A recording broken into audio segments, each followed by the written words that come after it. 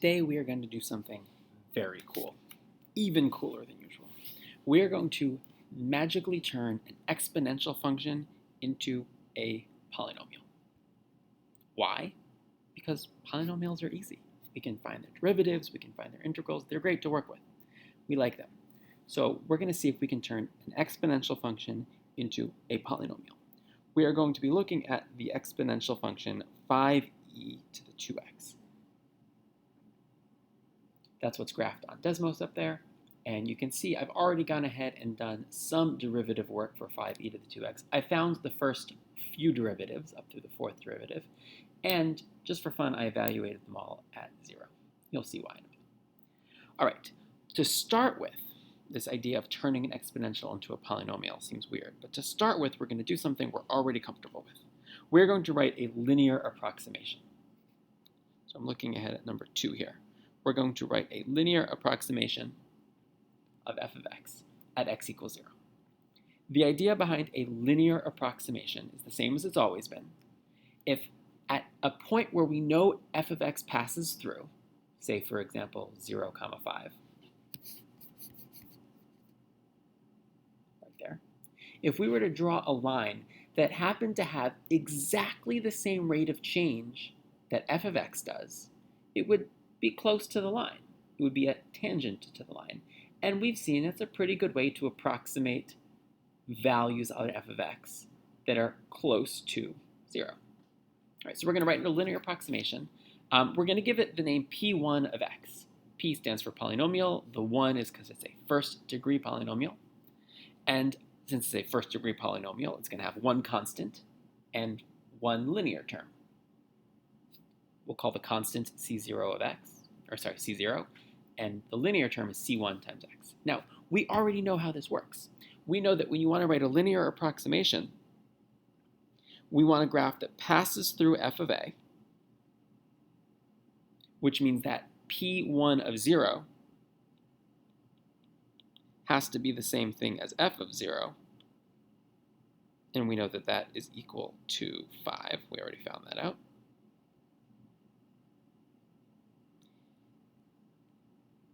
And we also want it to have the same slope or instantaneous rate of change as our function, which means we want the slope of that line, that c1, to be the same as the first derivative of f of x. So we want c1 to equal f prime of 0, which is 10. And I forgot to mention this p1 of 0, remember we're talking about a linear function. So the constant in a linear function, this c sub 0, that's the y-intercept. So c sub 0 would be equal to 5. Well, that's all we need to write our equation. It's a linear equation. It's only got 2 numbers to go into it. Y, actually, I'm sorry, I'm not calling it y, we're calling it p1 of x equals 5 plus 10x. And if I put that into Desmos, p1 of x is equal to 5 plus 10x, I can see that there's my linear approximation. It is a pretty good approximation. You zoom in a bit, you can see that, it's tangent there. That's not too bad. The problem is that a linear approximation is only a good approximation for a very short amount of time. Because sure, the linear approximation is changing at exactly the same rate as our function. That's the whole point of a linear approximation. It has a slope equal to the derivative of our function, of f of x. But our function's derivative changes. Our function doesn't have a constant rate of change. If it did, it would have been a straight line anyway. But our function's derivative changes because there's a second derivative, a rate of change of the rate of change, which we know is 10e to the 2x, or at the exact moment where we care about it, when x is 0, we know that that's equal to 10. So the rate of change of the rate of change is 10, meaning that the slope is getting bigger. Right now, the slope is equal to 10. This rate of change, the rate of change is equal to 20. I'm sorry. Right now, the slope is equal to 10. It's going up 10 units for every one it goes over. But in a minute, it's going to be going up faster, and then faster, and then faster. Well, if we could write a function, a polynomial function, that not only has the same rate of change as our function, but the same rate of change of the rate of change, or the same second derivative, that means not only would our function be tangent and match really close here, but it would also bend in the same way. It would bend at the same rate, and therefore it would match the equation for longer. So that's what we're looking for. So all we need is a polynomial that has the same first derivative, we already got that, and second derivative. Well, if we use a quadratic function, we could figure out what its second derivative is. So I'm going to write a new equation, p2 of x. Again, the 2 there just means that we're looking for a second degree polynomial. And it is going to be some constant plus some linear term plus some quadratic term. At the moment, I don't know what any of those three are. But the idea behind this is we want the function to have the same first derivative as our function's first derivative. So we want the polynomial to have the same first derivative as our function's first derivative. So let's see, what is p2 prime of x, the derivative of this quadratic? Well, taking the derivative of the polynomial is easy. We just use the power rule a bunch of times. So we can write this as c1 plus 2c2 times x. And then the second derivative, well, the second derivative of this, we can just ignore the c1, and then the second derivative, the derivative of that last term there is 2 times c2. And so at the moment in time where we're basing this on, or where we're looking when x is 0, p2 of 0 is just equal to c sub 0, because these are all zeros. And p2 prime of 0, well, if that's 0, then the second term there zeroes out. So we're just left with the c1. And p2 double prime of 0 is, well, p2 double prime of x is 2c2. It doesn't really matter what x is.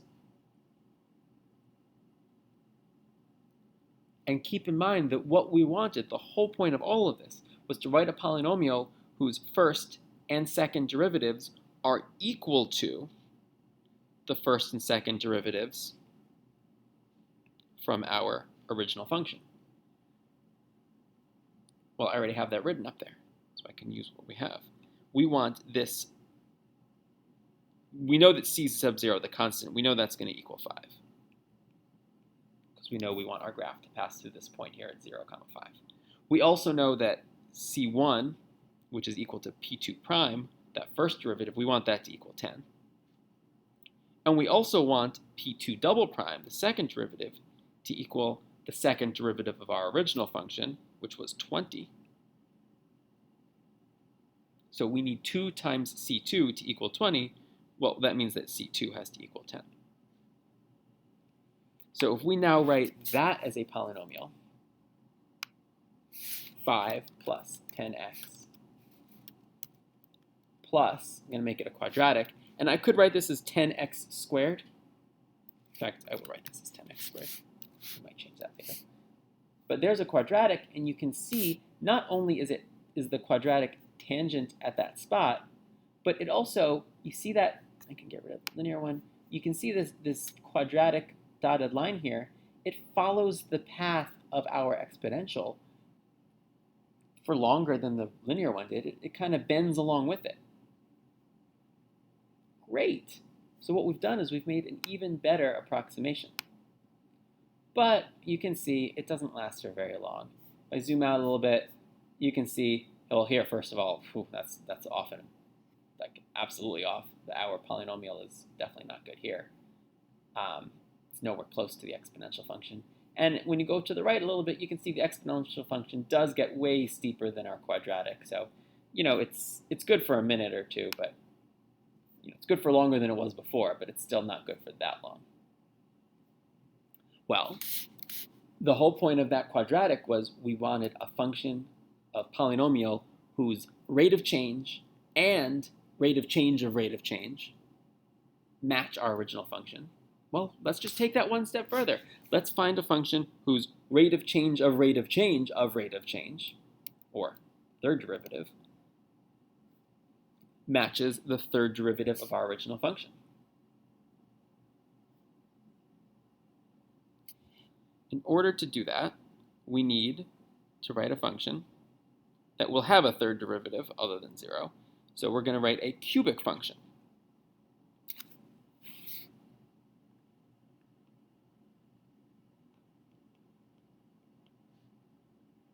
And you'll notice the patterns pretty quickly when we do this. All right, the cubic function is some constant plus some linear term plus some quadratic term.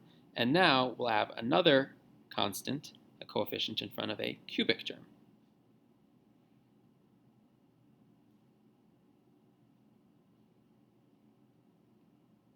And its derivative, well, this is going to start seeming very, very familiar for us, is going to be c1 plus 2c2x, just like before, except now there's going to be another term here, 3c3x squared. And the second derivative of p3 would be equal to 2c2. Again, all I'm doing is using the power rule to take derivatives of these terms, plus 6c3. Oops. 6 times c3 of x. And so the third derivative is equal to just plain old 6c3. Now, we can say that what we want to do, remember the whole point is to make our function equal, our polynomial equal to our original function at x equals 0, and also have the same rate of change, which means we want the first derivative of our polynomial when x is 0 to match the first derivative of our function when x is 0. Sorry, not quite ready for that yet. And then we want the second derivative when x is 0 to also match. So we need to know what the second derivative is when x is 0. And now we're going to find the third derivative when x is 0. We want that to match the third derivative of our function when x is 0 also. Remember, every time I say our function, I'm talking about f of x. When I talk about the other derivatives, we're talking about the derivatives of the polynomials we're trying to create. Well, finding our our polynomial when x is 0 is just c0, because we zero out all of those terms. P3 prime of 0 is c1. P3 double prime of 0, this term will zero out, so we're just left with 2c2. And this looks familiar because it's exactly the same as the first and second derivatives of the quadratic.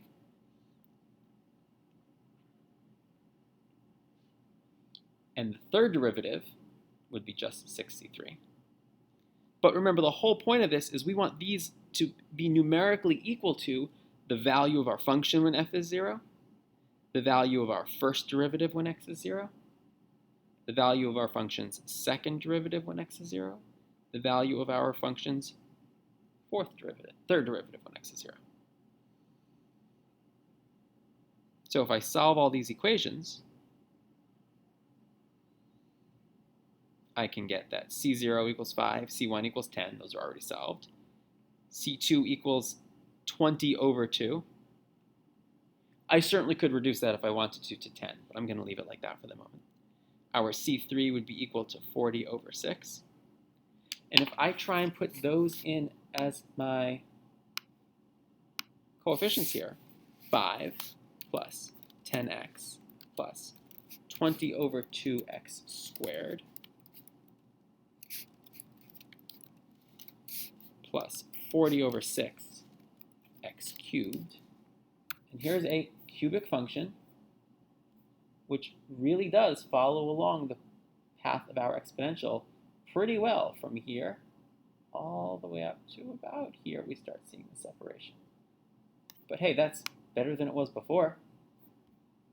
Right? With the quadratic, we saw the separation starting here. With the linear, the separation kind of happened much earlier over there. So you can see that the more terms we add, the better our approximation gets, or at least the longer it lasts. Well, if we were to try and do this with a fourth term, so I have to move these over a little bit.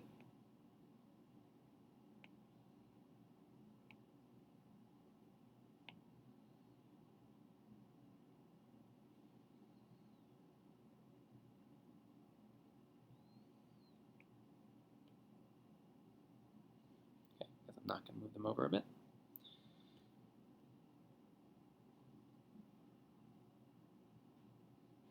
But if I added a fourth term here, I'll do this in a different color. Sorry, a fourth degree term, it would be c4x to the fourth, whose derivative would be 4c4x cubed. The second derivative would be 12c4x squared, and the third derivative would be 24c4x. And then the fourth derivative, which, by the way, it gets really, really hard to be able to count those. Like telling that's the fourth derivative is really, really hard. So we have a new notation. This is a notation that means the fourth derivative of p, of our polynomial, is 24c4.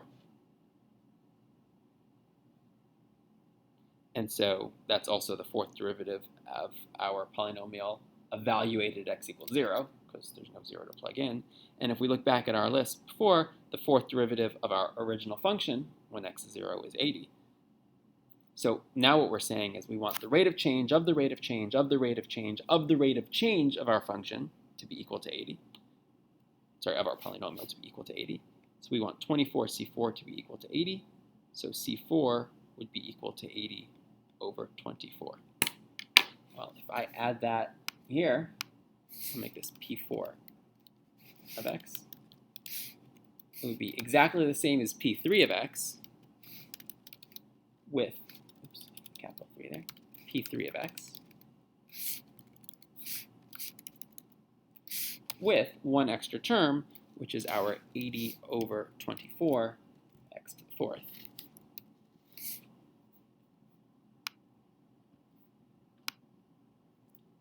And you can see that it is following along with our function for even longer than the cubic one was. Well, I don't really want to sit here. Well, actually, let me pause. If I were to sit here and keep going with the fifth derivative and the sixth derivative for a fifth degree polynomial and a sixth degree polynomial, I could keep going forever. I could keep adding terms and making more and more and more and more. But it seems like it would be a lot easier if I were to recognize the pattern in these coefficients.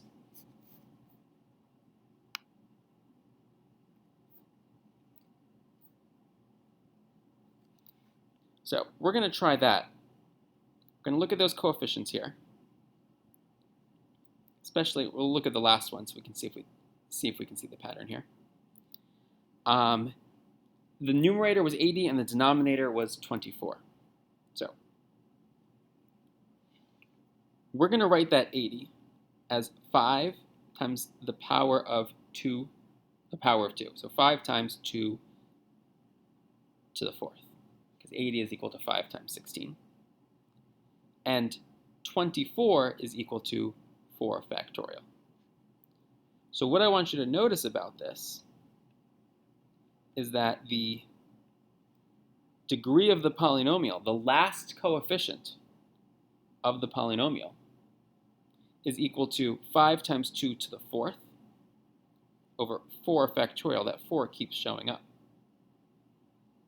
So if we follow that pattern, we can guess that C5, the fifth coefficient on our polynomial, if we were to keep adding, would have to be 5 times 2 to the fifth over 5 factorial. And C6 would have to be 5 times 2 to the sixth over 6 factorial.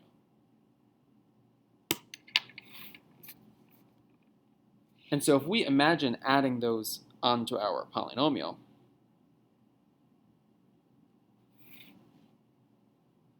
that would mean that our P5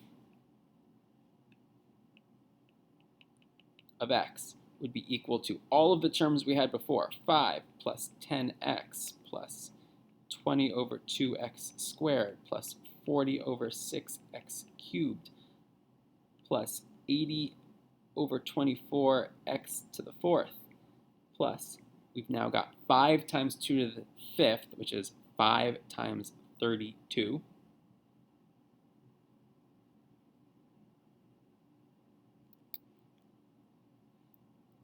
Five times 32 is 160.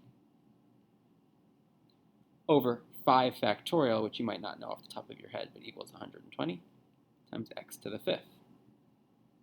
Well, I don't really want to have to keep making this list. So what I'm going to do instead is describe this in sigma notation. We've got the sum starting from n equals 0 until infinity of our coefficient, which is 5 times 2 to the nth over n factorial times x to the nth.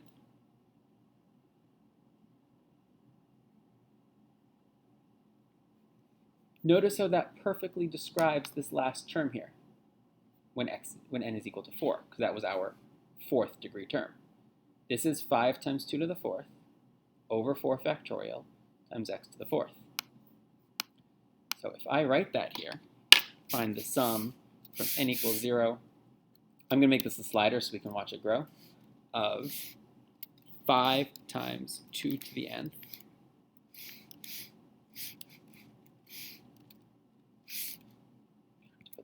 parentheses so I don't confuse Desmos too much, over n factorial times x to the nth.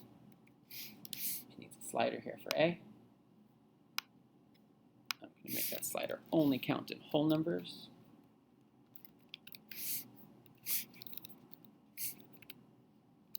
And you'll be able to watch and see as that slider gets bigger and bigger, as I add more and more terms, you can see how this polynomial really, after just a few terms, it really follows e very well. After 14 terms, it's already following e off my screen.